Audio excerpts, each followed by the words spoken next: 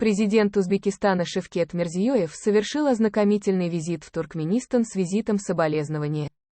В ходе визита были обсуждены текущие вопросы двустороннего и регионального сотрудничества между двумя странами. Узбекский лидер также присутствовал на ифтарном ужине, который туркменский лидер устроил своему недавно умершему отцу. Туркменский лидер Бердымухамедов приветствовал президента Узбекистана Шевкета Мирзиёева у ворот дворца Агужан.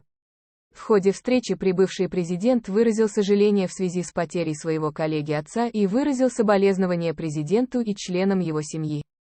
Он сказал, что Маликгуль Бердымухамедов останется в сердцах туркмен как истинный патриот, жизнь которого посвящена служению своему народу. Президент Гурбангулы Бердымухамедов поблагодарил гостя президента за соболезнования.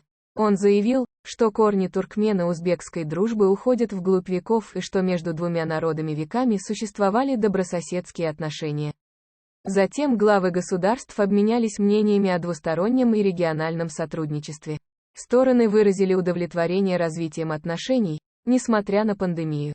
Были оценены возможности разностороннего сотрудничества в сфере перевозок и транзитных перевозок в Турцию.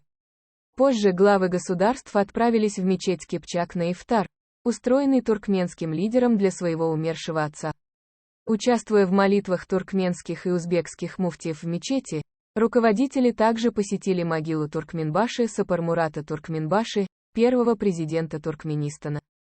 Туркменский лидер поблагодарил своего коллегу и делегацию за участие в ужине, организованном для его отца. Позже узбекский лидер покинул Туркменистан.